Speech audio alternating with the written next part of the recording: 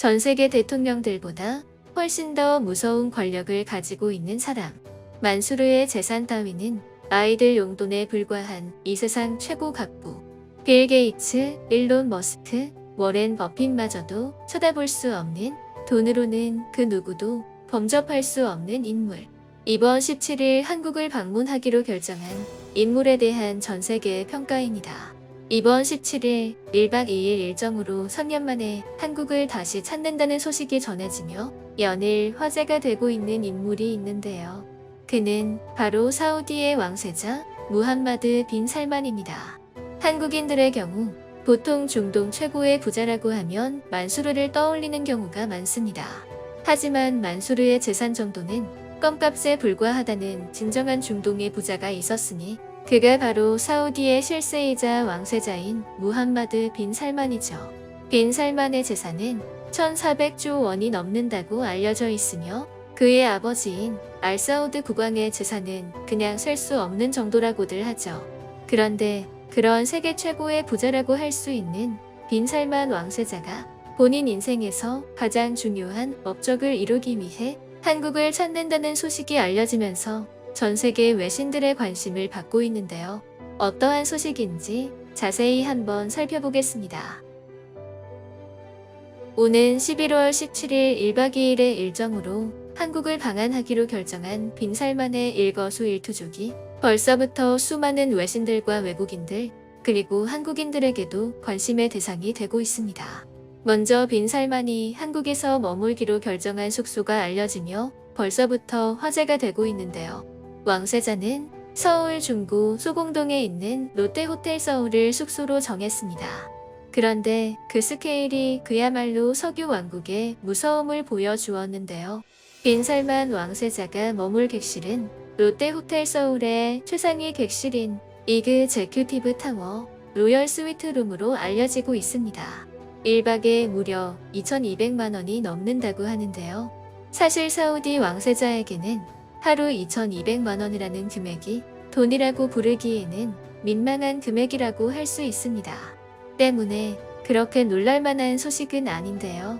하지만 사우디 왕세자의 위력을 보여준 건 스위트룸 예약이 아니라 다른 것에 있었습니다. 보안상 정확하게 알려지지는 않았지만 해당 호텔에 있는 약 1000개의 객실 중 무려 400개가 넘는 객실을 통으로 예약했다고 하는데요. 자신과 함께 방한하는 수행단을 위해서 그냥 호텔을 통째로 빌린 것이죠. 돈을 떠나서 저렇게 수많은 사람들이 함께 움직인다는 것 자체가 현재 빈 살만 왕세자가 어떤 위치에 있는지를 보여주는 대목이라고 할 수 있습니다. 빈 살만 왕세자가 머무는 스위트룸 역시 프랑스 대통령, 독일 총리, 빌 게이츠, 데이비드 베컴 등 세계 유명 인사들만 이용한다는 초대형 스위트룸이라고 합니다. 그럼 이렇게 무지막지한 재산과 권력을 가진 사우디 왕세자가 수백 명이나 되는 사람들을 데리고 한국을 찾아온 이유는 무엇일까요? 그건 바로 한국의 도움을 받기 위해서였습니다. 요즘 사우디 하면 가장 먼저 떠오르는 단어가 있는데요. 그건 바로 네옴시티입니다. 총 사업비만 무려 600조에서 1000조에 달할 것으로 예상되는 사우디의 미래형 신도시 사업 계획으로 역사상 단일 규모로 봤을 때 가장 큰 프로젝트로 평가받고 있는데요. 그 내용을 보게 되면 정말 입이 다물어지지 않는 기괴하고도 충격적인 사업 계획서를 가지고 있습니다. 먼저 네옴시티를 쉽게 설명하자면 사막 한가운데에 높이 500m, 폭 200m인 건물들을 붙여서 만든 총 길이가 170km에 달하는 도시라고 할 수 있습니다. 그리고 외벽을 전부 거울로 감싸 밖에서는 안이 보이지 않죠. 또한 네옴시티 안은 날아다니는 택시와 고속철도 이외에 자동차 같은 교통수단은 존재하지 않는다고 하는데요. 영화에서만 보던 미래 도시를 실제로 건설하겠다는 빈 살만 왕세자의 엄청난 포부를 보여주는 계획이라고 할 수 있습니다. 그리고 저탄소 친환경 건설을 지향하며 그 뜻을 더욱 키워가고 있는데요. 이 말도 안 되는 건물을 짓기 위해 사우디아라비아는 무려 700조 원에 달하는 예산을 책정했습니다.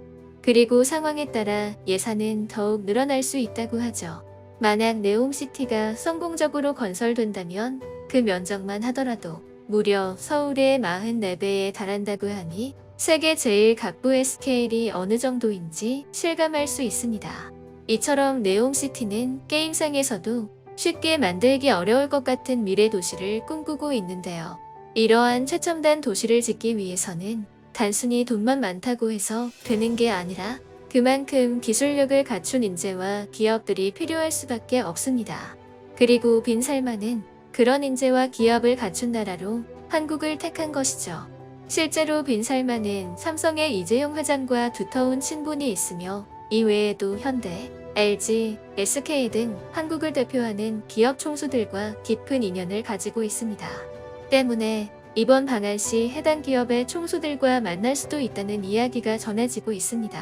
일단 삼성물산의 경우 두바이 최고의 랜드마크이자 세계 최고층 빌딩인 부르즈 칼리파를 건설한 걸로 유명합니다.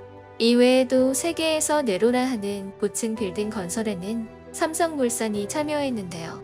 부르즈 칼리파로 인해 중동 국가들에게 한국과 삼성의 건설 기술력은 이미 최고로 인정받고 있습니다. 앞서 설명드린 것처럼 네옴시티 역시 결국 고층 빌딩을 얼마나 과학적이면서도 효율적으로 짓는지가 핵심이기 때문에 사우디 왕세자는 삼성의 도움이 절실히 필요한 것이죠. 실제로 네옴시티 건설에 삼성물산이 다방면으로 참여할 것이라고 관련 업계는 예측하고 있습니다.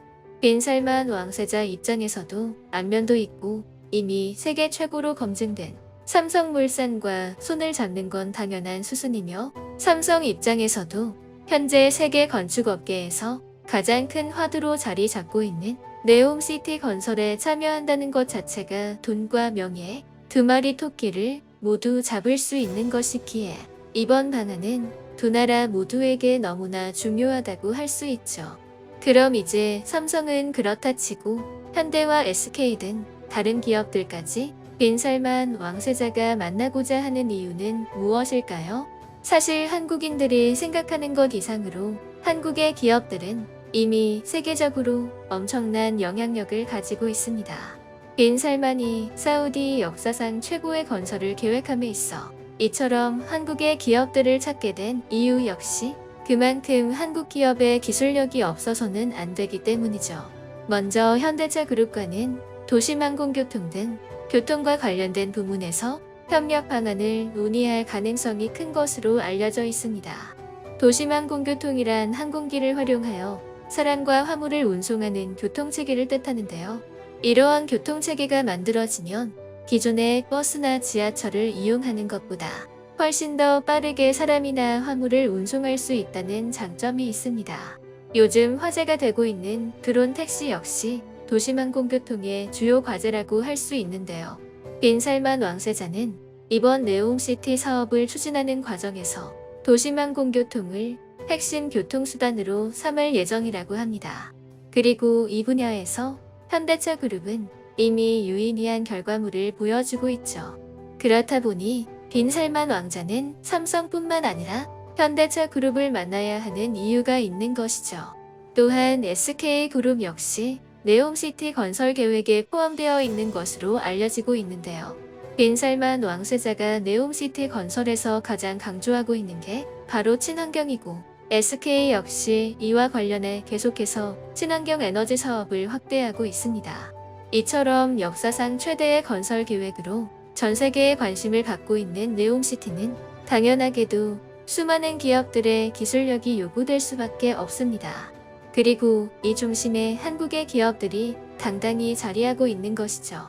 빈살만 왕세자가 네옴시티 건설 계획을 발표한 후 바로 한국을 방문하는 모습만 보더라도 알 수 있는데요. 한국 기업들이 단순히 네옴시티 건설에 참여하는 수많은 기업들 중 하나가 아니라 그 중에서도 매우 핵심적인 역할을 하고 있다는 의미로 해석할 수 있겠습니다. 며칠 전 삼성물산과 현대건설이 네옴시티 건설의 시작을 알리는 첫 착공을 진행했다는 뉴스가 공개됐는데요. 이번 프로젝트의 핵심 기반 시설인 철도 터널을 만드는 데 있어 한국 기업이 가장 먼저 삽을 뜨게 된 것입니다. 사우디의 경우 사막이라는 지형적 특성상 네옴시티가 건설되는 사막 한가운데까지 사람과 공사에 필요한 물자들이 오갈 수 있게 만드는 게 공사를 시작함에 있어 가장 중요한데, 이런 중요한 과정을 삼성과 현대라는 한국 기업이 처음으로 맡게 된 것이죠. 사우디에서 이처럼 한국 기업을 우선으로 하는 데에는 사실 남다른 이유가 있습니다. 애초에 네옴시티를 만드는 것도 세계 최대 산유국이라는 타이틀에서 벗어나 글로벌 에너지 믹스로의 변화를 꾀하고 있기 때문입니다.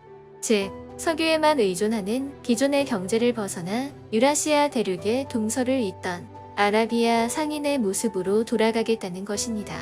하지만 낙타만 있으면 어디든지 갈 수 있었던 과거와는 달리 현대 사회에서는 이를 위해 금융과 인프라, 사물 인터넷이나 신재생 에너지 등 새로운 경제 체질 개선이 필요했는데요. 사우디 입장에서 이와 관련해 가장 롤모델로 삼아야 하는 나라가 바로 한국이었던 것입니다.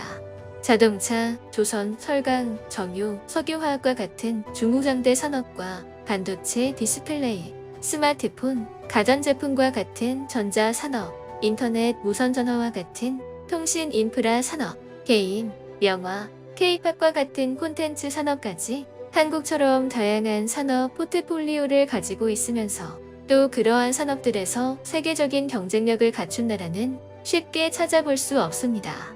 더불어 사우디가 최첨단 인프라를 갖춘 중개무역국으로의 체질 개선에 노력하는 이유는 결국 가까운 미래에 석유 패권 시대가 종식될 것이라는 것을 깨달았기 때문이기도 합니다. 20세기 후반 세계 경제의 가장 핵심적인 중심축은 달러와 원유였죠. 금융에서는 미국 달러가, 실물에서는 원유가 세계 경제를 쥐락펴락한 것입니다.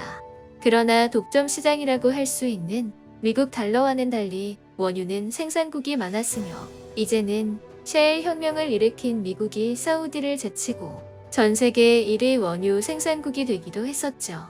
이러한 상황에서 사우디가 할 수 있는 최선의 선택은 네옴시티를 통해 기술과 금융의 허브로 새롭게 거듭나는 방법뿐이었습니다. 하지만 사우디는 풍부한 자본력에 비해 대규모 도시 개발 프로젝트를 진행한 경험이 적었고, 이를 진행할 기술력도 보유하지 못했었죠. 그렇기에 도움을 받을 나라가 필요했고, 단기간에 대규모 도시 개발 프로젝트를 성공시킨 대표적인 나라인 한국을 선택한 것입니다. 외신들은 만약 네옴시티가 성공적으로 건설된다면 한국 기업들은 막대한 영업이익을 올림과 동시에 세계를 향해 한 단계 더 도약할 수 있는 발판이 될 것으로 예측하고 있습니다.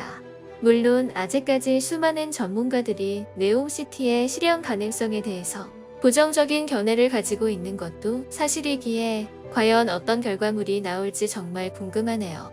이상 심플 큐브였습니다.